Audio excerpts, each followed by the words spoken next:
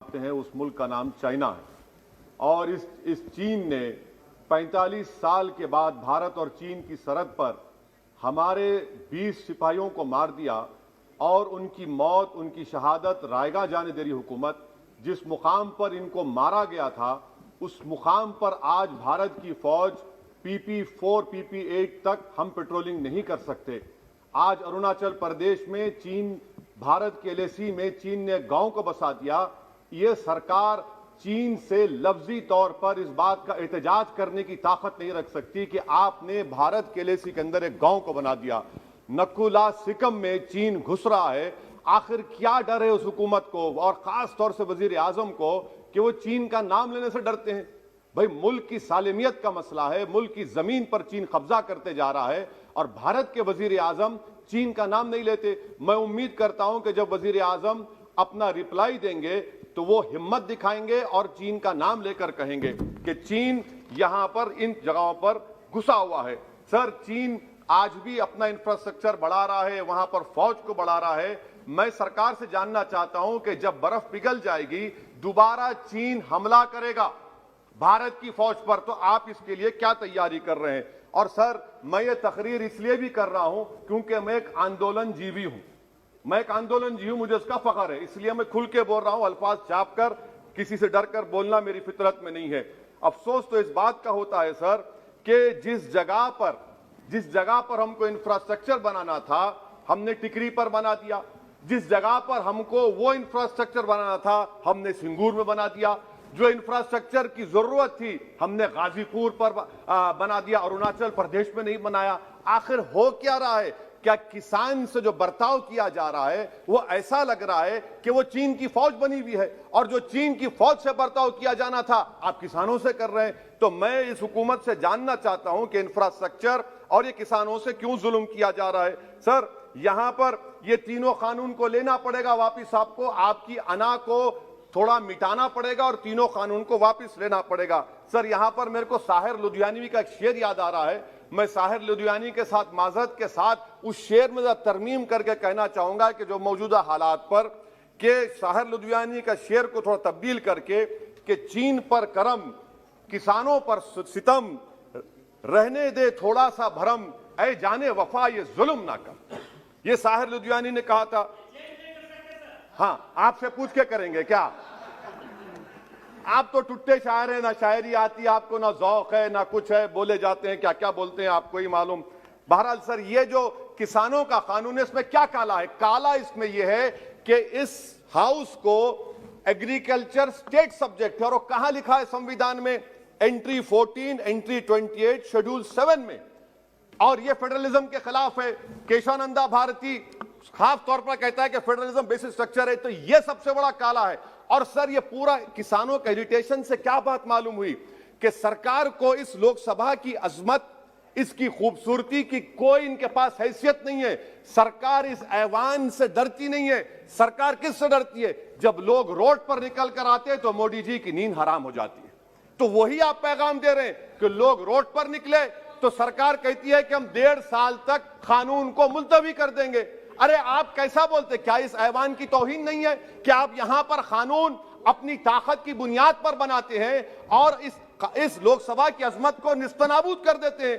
तो यह बात आपने पैगाम दी कि जब लोग रोड पर निकल कर आते आप डरते हैं। आप बनाओ CAA के रूल्स, इंशाअल्लाह हम दोबारा रोड पे निकलेंगे, पूरे भारत में उसके खिलाफ एहतजाज होगा। सर, तीसरी बात, सबका साथ, सबका विकास, सबका विश्वास, यह भी झूठ है। क्यों झूठ है? बाबरी मस्जिद के डेमोलिशन का केस आता है, जजमेंट आता है और केस में कहा जाता है कि किसी ने नहीं तोड़ा। अगर सरकार उस जजमेंट के खिलाफ अपील क्यों नहीं करती?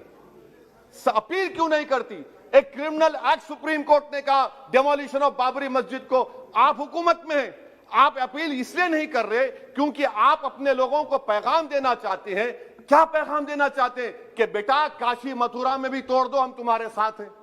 अपील नहीं करना चाहते बाबरी मस्जिद डेमोलिशन केस को। क्या आप इंसाफ पसंद नहीं है? क्या आप मजलूम के साथ नहीं खड़े रहना चाहते? क्या आप जालिमों को जेल में नहीं भिजाना चाहते जिन्होंने 6 दिसंबर को बाबरी मस्जिद को शहीद किया? आपकी खामोशी इस बात का इकरार है कि आप तशद्दुद पसंद हैं। आप जबर के नाम पर, आपके पास कानून की बालादस्ती का कोई रोल नहीं है। सर, चौथा पॉइंट, आंदोलनजीवी पैरासाइट। सर, जमहूरियत की बका के लिए, संविधान की बका के लिए आंदोलन करना जरूरी है, और वजीर आजम या कोई बरसर इख्तिदार जमात के लोग अगर आंदोलनजीवी पैरासाइट का लफ्ज इस्तेमाल करेंगे तो मैं याद दिलाना चाहता हूं सर आपके जरिए से इस हुकूमत को कि हिटलर ने जर्मनी में यहूदियों के खिलाफ इनको कॉकरोचेस का, टर्माइट्स का, उसके बाद 20 मिलियन, आप देखते हैं कि 2 मिलियन से ज्यादा यहूदियों को गैस के चैम्बर में डाला गया।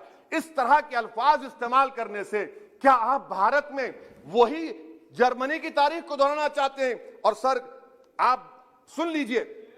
जी सर, थोड़ा बहुत क्या सर बोलते समय में। हाँ सर, जी सर, आप आगे ना सर, आप प्रोटेक्शन है मुझे, अब तो कोई फिक्र की बात नहीं, और खुल के बोल सकते सर, आप आ गए सर, स्पीकर आ गए सर, अब तो क्या है सर, आप हमारे लिए हैं सर। यहां पर आंदोलनजीवी आंदोलन नहीं करना, अरे किसी शायर ने अच्छा कहा था कि जिसमें ना हो इनकलाब मौत है वो जिंदगी, रूह वम की हयात कश्मकश है इनकलाब। सर अब फॉरेन पॉलिसी पे आ जाइए। किसी ईना मीना डीका ने ट्वीट किया, आपने परेशान हो गए। ईना मीना डीका ने ट्वीट किया, आप खड़े हो गए। अरे कौन सी फॉरेन पॉलिसी है आपकी? भारत के अतराफ में जितने पड़ोसी हैं, चीन हमला किया, कौन सा एक पड़ोसी है जो चीन के खिलाफ बोलता है? बताइए, कोई नहीं बोलता, मुंह नहीं खोलता। श्रीलंका में आप पोर्ट बना रहे हैं, किसके साथ? जापान के साथ।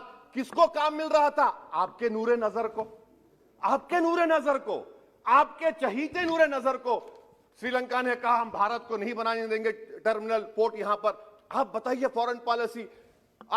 सर नेपाल का वजीर आजम कहता है कि भारत से ताल्लुकात उस वक्त तक बहाल नहीं होंगे जब तक कि भारत नेपाल की जमीन वापस नहीं करता।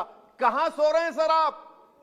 पड़ोस में कोई हमारा दोस्त नहीं है। चीन बांग्लादेश से कोविड की बात करता है, अफगानिस्तान से अमेरिका छोड़कर जा रहा है। क्या आपके पास कोई पॉलिसी है गनी हुकूमत को सपोर्ट करने की? आपके पास कोई पॉलिसी नहीं है। अच्छा सर, एफडीआई का मतलब अब समझाता हूं मैं। एफडीआई का मतलब यह है कि 5 फरवरी को ब्रैड शर्मन जो अमेरिका के रिप्रेजेंटेटिव, उनके पास भारत के अमेरिका के सफीर गए, तो ब्रैड शर्मन ने ट्वीट कर कहा कि भारत सरकार को इंटरनेट खोलना चाहिए, भारत सरकार को पीसफुल प्रोटेस्ट करना चाहिए।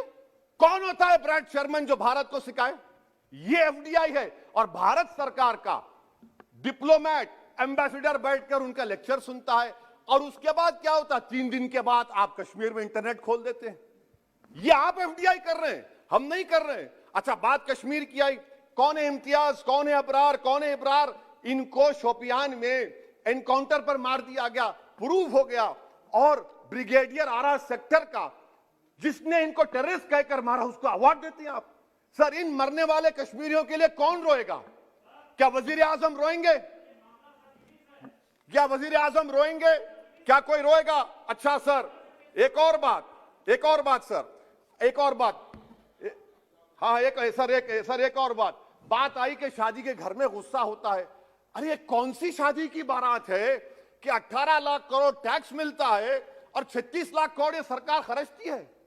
क्या शादी कर रहे हैं आप? वाह वाह, माने वाकई में आपकी इकोनॉमिक पॉलिसी को सलाम कि 18 लाख करोड़ टैक्स में मिलते हैं, 36 लाख आप लोग शादी में खर्चते हैं। मुबारक हो आपको, बड़ी शानदार घर है ये शादी का। अच्छा सर, दिल्ली का लॉ एंड ऑर्डर, 1 साल में 3 बड़े दंगे हो गए।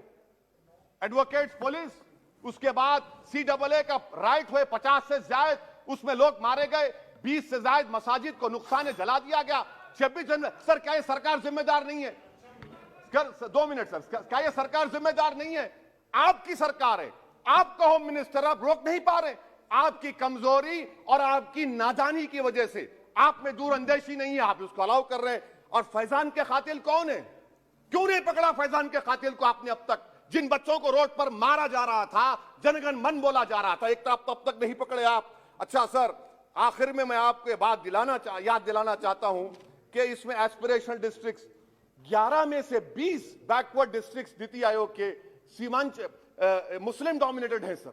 सीमांचल में कटिहार, पूर्णिया, अररिया है। सर पूर्णिया का एयरपोर्ट, सिविल टर्मिनल का काम क्यों नहीं होता सर? अब आ जाइए सर माइनॉरिटीज पर। 3 स्कॉलरशिप स्कीम है, मैं पुकार रहा हूं, मुतालिबा कर रहा हूं कि डिमांड ड्रिवन करो। सरकार ने 2020-21 में 3 स्कॉलरशिप के लिए 2265 करोड़ का ऐलान किया। कितने पैसे आपने दिए? सबका साथ, सबका विकास, सबका विश्वास, 436 करोड़ रुपए। किसको झूठ बना रहे हैं आप? पढ़िए आप लोग। अच्छा सर, उसके बाद आप देखिए कि कितने लोगों को स्कॉलरशिप, कितने माइनॉरिटी स्कॉलरशिप नहीं मिली।